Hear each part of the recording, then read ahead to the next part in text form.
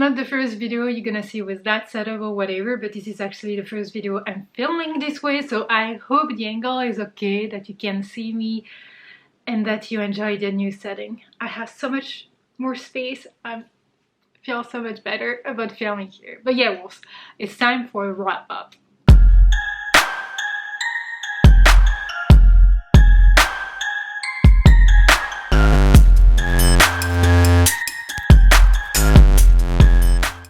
What's up? I hope you good. So today it is time for my September wrap up. Spoiler alert, I have only read 3 books, and I should not say I have only read. I've read 3 books. When I was prepping for all the videos I needed to film, I was like, okay, maybe I should just combine like October and September, because talking about 3 books is like maybe not as interesting. But it's nice to see that I don't read 10 books every single month. You know what I mean? It is nice to see that sometimes you just read 1 book, or that you read 2 chunky books or whatever. It's nice to see that all the creators, the YouTubers, the Booktubers or whatever, they're not like overdoing it every single month. If you're overdoing it, it's absolutely fine. If that's who you are and if that's your pacing, etc, etc, not criticizing it, but just saying that sometimes I read 15 books a month, sometimes 1, 0 sometimes.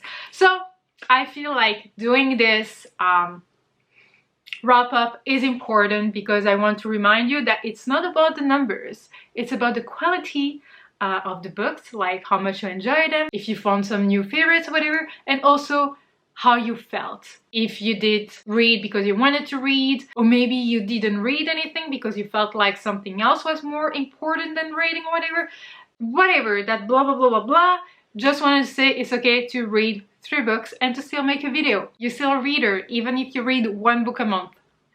But yeah, let's talk about the books I have read, but first some stats. So as I said, I've read 3 books. I should say maybe 2 and almost a 3rd one, because I haven't finished the 3rd one. I have like half an hour of the audiobook left, but I'm still gonna count it because I know how I feel about it, unless the ending is like surprising. So in that case, editing Sasha, please do something, write something on the screen. And a total of, my laptop here, 1,828 pages, and the 3 books were kind of fantasy. So yeah, they were all in English, no DNFs, you know the jam. So the first one I have read with over 700 pages, I believe, is The American Gods by Neil Gaiman, which I've read with the Howling Pack. So I was a bit late with that book because I was supposed to finish it in August, but I actually finished it in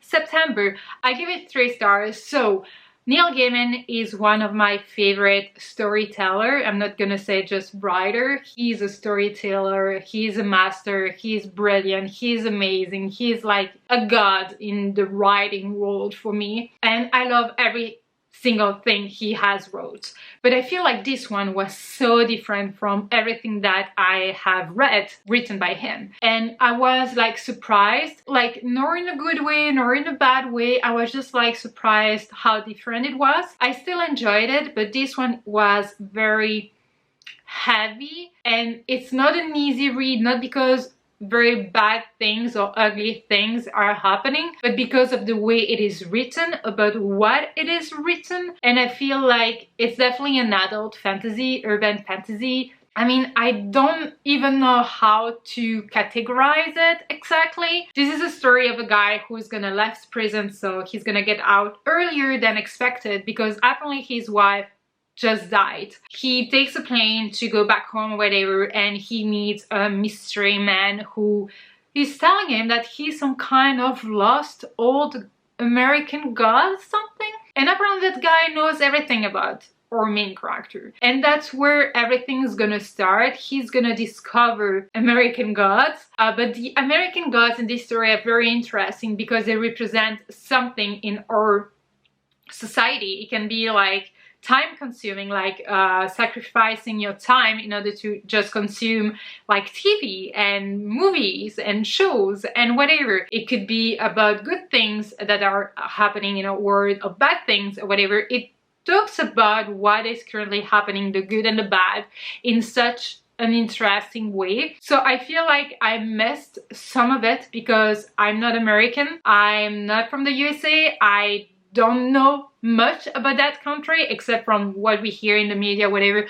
But as a citizen, I don't know what it is to be from the USA. So I probably missed a lot of references and a lot of jokes and a lot of like just, I don't know, overall understanding of the story and of what he was talking about. Still very interesting, still very well done. It's genius, it's brilliant, but it was not like a story you fly through, in my opinion, for me. So 3 stars, which is still very good for my general rating. I don't know, I was surprised, nor in a good way nor in a bad way, just surprised. Then for read along, I've read this one, so Valour, which is a sequel to Malice, the Faithful and the Fallen series by Gwynne, and I gave this one 5 stars. The first one got 5 stars as well, but if I have to be precise, this is more like a 4.5, and the other one, like the first one, is definitely a 5 stars. This one I feel like it's definitely more like a 4.5, but I want to round it up to 5. It's a high fantasy, epic fantasy. A lot of things are happening here. It starts exactly where the first one stopped, which is really good. And also at the very beginning you have like a summary of the characters, so the cast of characters with the different cities. So everyone from Arden, you have their names and who they really are, what they did last in the previous book. So it's some kind of summary, but not quite. So I really enjoyed that because you have so many characters, so many point of views, so many things to follow, so many different places and kingdoms, everything to understand and to memorize. It's amazing. So I don't know if I said it, but yeah, it's an adult and I really enjoyed it. I will leave the live show link down below in the description box in case you are interested in our thoughts, if you have read it, obviously, because it's full of spoilers. But I would definitely recommend this series to people who are into fantasy, high fantasy, epic fantasy, adult fantasy, which is quite different from YA, I feel. Very dense. It's not that it's character driven, because a lot of things are happening. I would say it's fast-paced, but you have a lot of character development in these stories and you get to know them very well. So if you prefer something plot driven and less character driven, maybe it's not for you, but still a wonderful world. A quick summary of it: a war happened 1000 years ago, then between like the humans and giants and other creatures, and then a high king was actually chosen and he kind of ruled all the kingdoms, and everything was fine until now, because apparently the giants are coming back little by little, weird creatures, and there is some kind of prophecy that's going on that might destroy everything or might save everything. We don't know. So it has dragons, some kind of dragons, it has giants, it has angels and demons. It's a lot of things. It reminds me of Game of Thrones, of Norse mythology in general, Vikings, and also Evergon. So take that with a grain of salt as usual, but really loving this one. I mean, that series. My throat is so dry. Whew. Okay, so the last one I have read, I mean, I have not finished it, but I'm almost at the end, is a book that we are actually reading for the Howling Pack, or that we were reading for the Howling Pack by the time you're gonna see this. And this is For the Wolf by Whitten. It is a retelling, as you can see from the cover, and I gave it 3 stars. Oh, I will probably give it 3 stars. Editing Sasha, you're not writing anything here? No?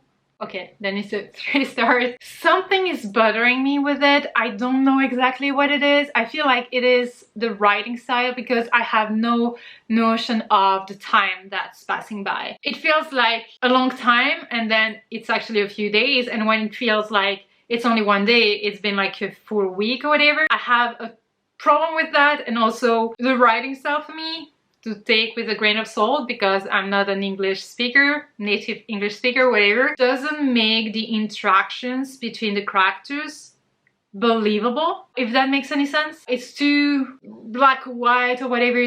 There is something that doesn't work for me. It doesn't mean that it is a bad story. It's still very interesting. I loved some aspect of it and how darker it was, than I expected, but still there is something that annoyed me, and every time I put the book down I didn't want to read it again, you know, to take it back, whatever. I don't know what's the word I'm looking for here, but yeah, I didn't want to continue reading it. So that's a little bit weird for me, because usually with that kind of retellings I'm like really into them, but this one was not one of my faves. Basically you have like two daughters who are living in a village near like some kind of Widowwood. I still don't know Widowwood. I feel there is some kind of habits that they have in that city, kingdom, whatever, that the first daughter goes to the throne and the second daughter goes to the wolf, and so the twins. Our main character is gonna be sacrificed to the wolf, and that's where it begins. And I love how the main character is gonna question everything, because she's been told that she's gonna be sacrificed. She's been told that it is the right thing to do. But how can you believe that it is the right thing to do if that's something that was decided like 400 or 500 years ago? How can you not just reanalyze things and understand things differently? You know what I mean? So I love that aspect of it. But yeah, so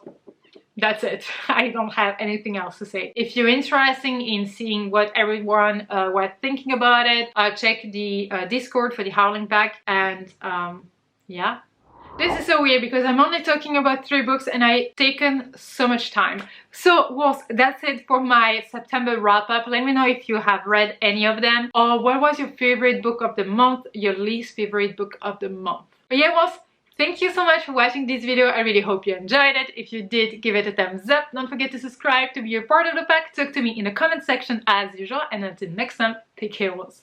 Bye.